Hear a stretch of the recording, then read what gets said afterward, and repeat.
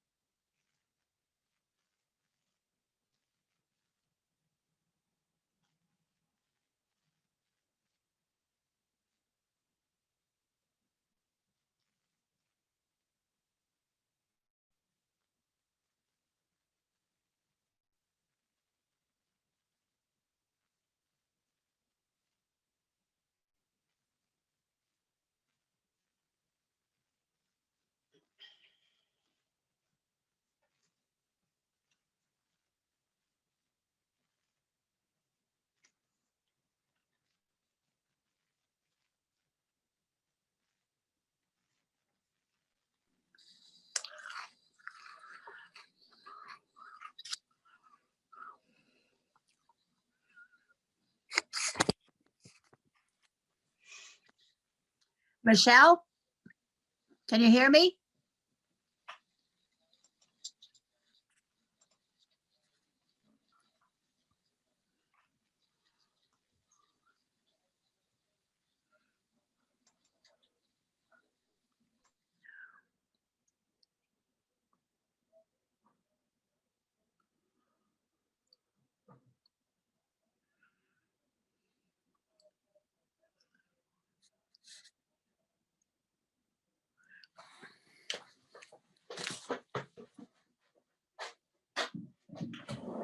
Is mic right there? Right? Yeah. I don't have any sound.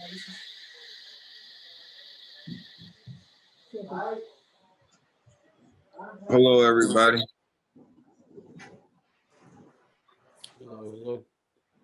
Hi, Dan. Can you hear me? Of course. Okay.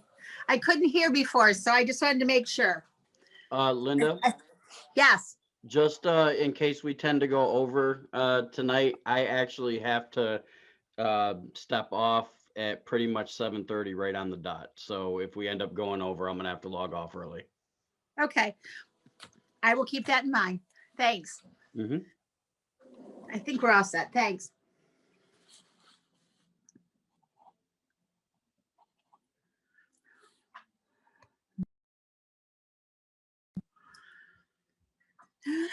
Bill looks different tonight. Yeah, Bill's not gonna, I think it's Michiko's gonna be in his place. I don't see her yet. I'm here. I'm here with my mask on because Jason's in here too.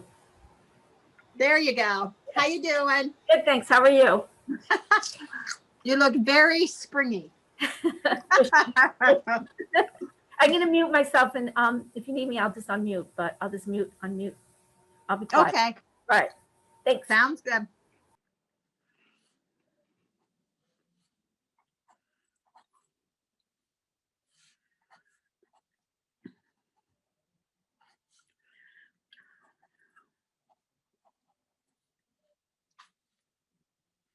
We're just waiting for everybody to sign in. Michelle, you ready to have them kids back in class? So is Olean full-time now? We're hybrid.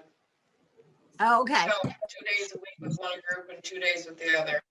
So, Yeah, Lily's still doing that at Hinsdale too. yeah, but Hi, Bob. Hi, everybody. we're all used to remote, so.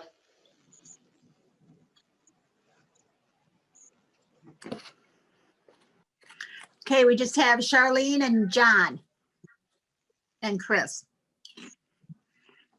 Is Dan Gonska is he still on the committee? You know, I think he's made one meeting. So I was gonna see if Bill would like to, see if someone else would like to step in, because I think he travels when he's not working, because his wife, I think, is like a traveling nurse. So he goes to see her. So I don't think he's gonna be that available. So I'll check with Bill about that. We'll give John and Charlene just a couple more minutes to get in.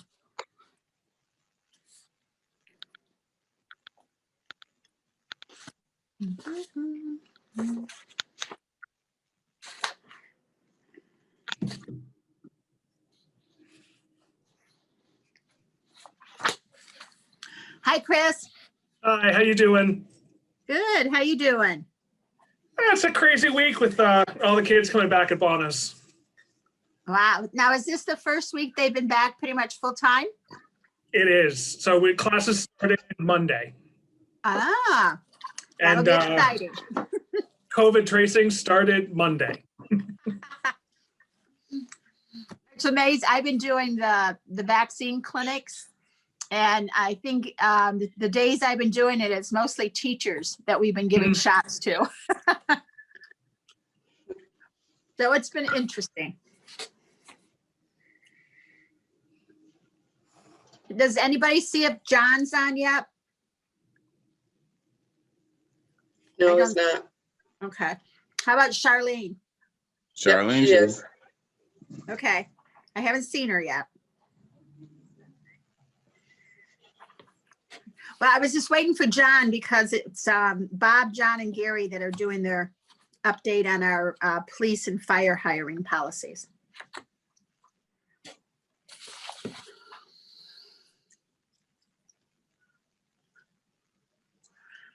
Bob?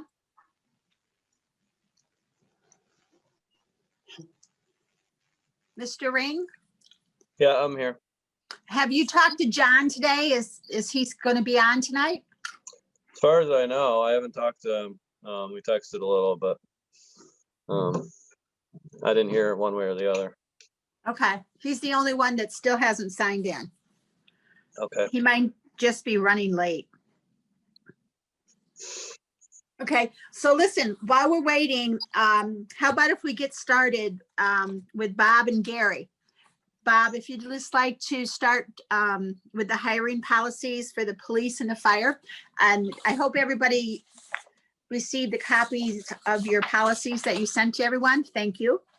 So Bob, I'll hand it over to you. Sure.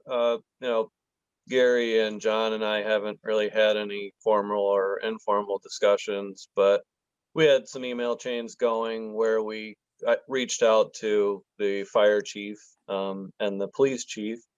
And they came back with some information that was shared with the group on how to become a firefighter and some of their recruiting efforts, and how to become a policeman and their recruiting efforts. I included in there as well our operator positions at water and sewer. If you think about those three positions, they're really the city's premier positions, and they really don't take a lot to, it takes a certain kind of person, but they're really positions that anybody in the community could pursue. And some take a little bit more work than others, but I think somebody made the point that getting the word out how to get in line to get those positions, as far as qualifications go, into our diverse communities, right? And Mhm. really to anybody around the community, to our schools. I mean, I don't think a lot of people know how to first just how to get these positions. So that's really the layers we started to peel back, I think, to start, and that's about as far as we've gotten.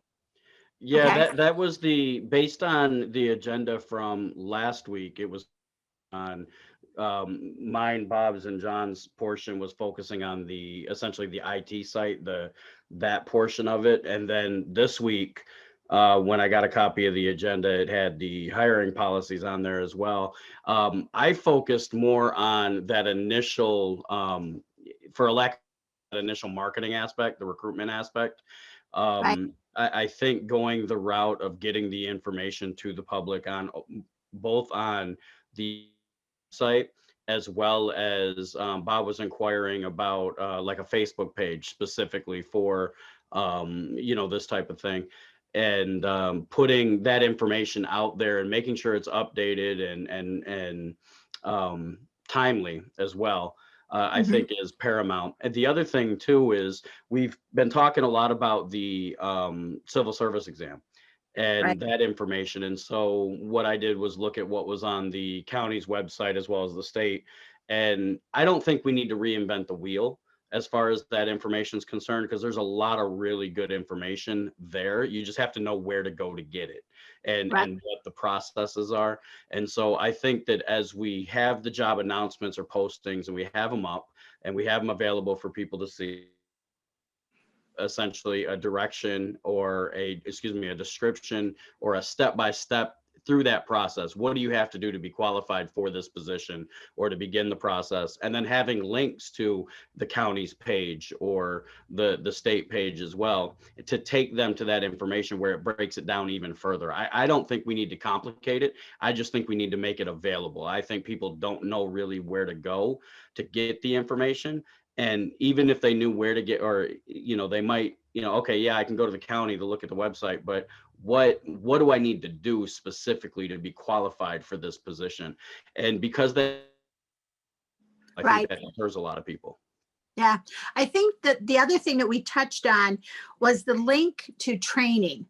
I think Bob had put down a whole sheet of training opportunities at JCC. And I know BOCES has some for people that may be interested in city positions. Is that something that you see useful in that Facebook page besides the link to social services or the link to New York State and the county as far as training? I think any opportunity that we can present to the public, whether it's information, I think needs to be out there if we can make it happen. Personally managing various Facebook pages myself, Mhm. it's not difficult to do. I would say you have to have 1 to 3 point people to actually be administrators for the pages, to make sure that, if one person's down and out for whatever reason, or they're out on vacation, et cetera, or they change positions, there's still someone to step in and be able to update that information, because the information has to be constantly updated, and you've got to have somebody that can have the ability to engage with the public, whether they're Okay. putting comments on the page or sending messages to the page, asking questions, because if you don't have that engagement, it's kind of pointless. Right. Honestly, the whole idea is to kind of help people get involved and really pursue these opportunities. So having links or having posts that specifically talk about in March, JCC is going to have this program, or this particular event's going to take place, or this job fair with these different officer, offices and departments are going to be here. That type of thing I think is very necessary, and Mhm. it's not difficult to do, honestly. Right.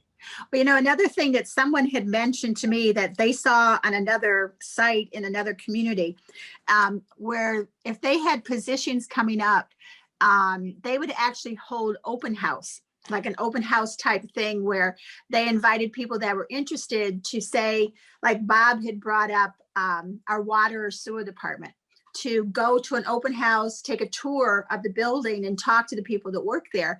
And before you actually put the legwork into applying for a job, you kind of get an idea, is this something I want to do? Right. So Does, it kind of saves your time and my time. does Olean do ride-arounds like the police department or the fire department? Do they do ride-alongs? I know the police used to, I don't know if they do now. Bob, do you have anything on that? They used to have that junior police program, like junior officer program, but I don't know if that's continued. So I don't know the answer, but Yeah, we That's can check with they did at the one chief. point. Yeah, Mhm. that's something I would look into. I know, like I referenced Jacksonville, Florida, Duval County a lot because I lived there for about 15 years, and they actually synced and schedule a ride along. Mhm. Because you're interested in what the police department's doing, or maybe you're interested, not even that you're interested in becoming an officer, just you want to have a better understanding and build a better relationship with your particular precinct. You can actually call and request a ride along. You know, and it tends to improve relations in those particular communities as well. Mhm. That sounds good. That's something that maybe we should check with Chief Richardson. Because I know he has been on the force for a while, and I do think he was there when they were doing the ride-alongs, when our older kids were going through high school. So we could check with him on that. Is there anything else that anybody else on the committee can think about what would be helpful on this website? Well, I see you guys talking about the Facebook pages, which is a good idea, but we all know that a lot of younger kids aren't on Facebook anymore. So Right. they moved on. That's the older people's platform now, like us. So yeah, you too, Michelle. I seen your head nod.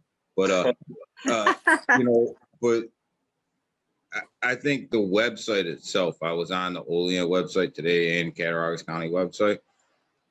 I describe them as a lot of other websites that companies have as clunky. They're very Okay. clunky. They're outdated. They're clunky. They're not easy to navigate. And the information on there is stagnant. It's stale. And it never changes. So I think the website is a big deal as well outside of your Facebook. You know, you need to upgrade that and make that look a little bit more user friendly. Bring it back, bring it up to the 20th century. That thing, both the county and the city, and we can't do anything about the counties, but them things look like they were created when you had to type in the HTML codes and everything else. Like they're pretty rough. So yeah, I mean, I think Facebook is a great platform. I think it's a good platform, but I also think, you know, you can't neglect the websites, and, you know, there should be a place on there for job openings and trainings and what the expectations are per job. I should be able to go to the city's website, pull up a firefighter.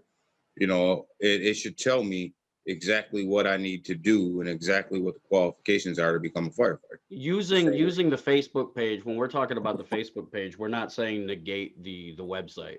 The city website, like I was stating before, has got to be the primary source, you know, of that information. Like, honestly, I hate our city website. Like, if I want to look at the maps for the different wards in Olean, I have to use this PDF and figure out where I'm at. Every other city I've ever lived in, I put my zip code in and it pulls the information up for me. Like, it's our website's terrible as far as the city's concerned. It definitely needs updated. But the same information that being able to put and maintain and keep updated on a Facebook page, the primary platform needs to be the city's website. Okay. And until you do that, I mean, it doesn't look appealing. When you go to the city website, it doesn't look like somewhere where you want to stay and click around and figure out, well, what are the qualifications to be a firefighter? What are the qualifications to be an officer? What are the qualifications to be a clerk?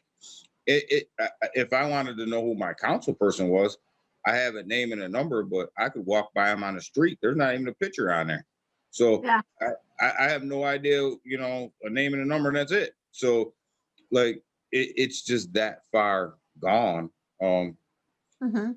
It would probably do the city some good to go look around at some websites of cities that aren't in New York State that actually are technologically advanced and see how their websites are laid out and maybe steal some ideas because ours just doesn't work. Well, I was gonna, sorry, I'm late, guys. That's Dan, okay, John. that's a great point. That's what I was gonna suggest is we don't need to reinvent the wheel. Right. We can go and look for, and all of us can do that. Can we find municipalities out there that provide an inclusive website, an inviting website, right, that we can use as a best practice, that we can sit down with our IT group and say, all right, what is it going to take to get, really for all intents and purposes, the face of Olean, the face of any business or municipality is their website today.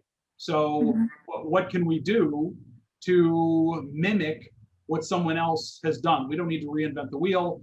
I think it would be beneficial to take a look at some best practices, or again, some inviting, welcoming communities that we say, you know what, look at, they post their jobs right there. They've got it outlined how to become, there's their HR or employment opportunities. I know when I want to go and look for a job today, I go to the employment opportunities section of a university or wherever, and that's where I find the jobs. That's not really active on our website.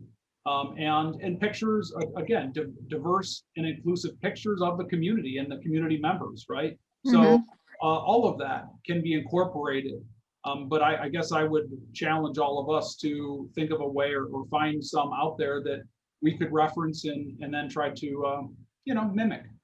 Yeah. Yeah, I don't think it's difficult for us to do that and make the updates and changes, like, and even adding, like we were talking before you had joined, adding the additional links for the information instead of reposting and regurgitating information in reference to like the civil service exam. But yeah, I think looking for other examples and best practices would be fantastic, because once we decide what we want to do, the process shouldn't be difficult to get it updated and get the website built at all. Right. So Gary, since you manage some Facebook websites or what have you, does it make sense? So like say the police department to have a picture of our police chief, or maybe even a short video of him saying, what his job is, what Olean is about. And then maybe on the fire department, have our fire chief, either a picture or a video. To me, that makes it more welcoming, and you can connect a face with a name. Does that make sense? Or am I just kind of... No, I personally, I think it makes sense. I think it's a good marketing touch. A lot of other agencies do that. A lot of other companies do that, where they have, whether it's this actual CEO with a little welcome message or, one of the execs. But I think that would definitely be a good touch. And it doesn't necessarily have to be on the specifically the city's website. I mean, I don't see why we couldn't do that. I just don't know. I don't know what website builder and programming is used for the city website as far as who does that, how they do it, how intricate they get. But embedding a video really isn't difficult at all on a website, and that available, and that, hey, this is who we are, this is the type of candidate we're looking for, that type of thing, almost like it's a mini marketing recruitment type video as well. Right. And you're putting a face to the name, to the department. And I think that's beneficial. But I think that, getting a template of like some other municipalities are doing is kind of where we should look first. Because we can throw all these ideas out on the table, but then if we find a template that doesn't fit the ideas, we kind of have to start over again, if that makes sense. Oh yeah, it does. And like John pointed out, why reinvent the wheel? Right. At some point, I think all of us should maybe look around at different municipalities to see what we find. But at some point, maybe we need one of the IT guys to come on and just kind of tell us, because some of you are more up to date on websites and Facebook, so they can kind of give us that lingo. But what we have the capability of doing, and I mean, they may have some ideas that they haven't shared because nobody's asked them. So I think maybe we should include one of them to come Now- and we can ask questions. Is our IT staff, and I don't mean to sound disrespectful with this at all, because I really don't know, but I know IT staff at companies have various levels, and the first group of people you end up talking to is the help desk, and Mhm. they're pretty much, their level of expertise is pretty much, hey, did you turn it off and turn it back on? Have you unplugged it and plugged it back in? And that's not to be disrespectful, but that's just what Right. the expectation of their position is. We would, if we're going to have somebody come talk to us, we need to make sure that they're one of the ones that actually are involved in building the site and programming the site, because, and oftentimes what happens too is the people that originally did it are no longer here. So all the credentials that you need to get in and redo the change and edit the website are not available because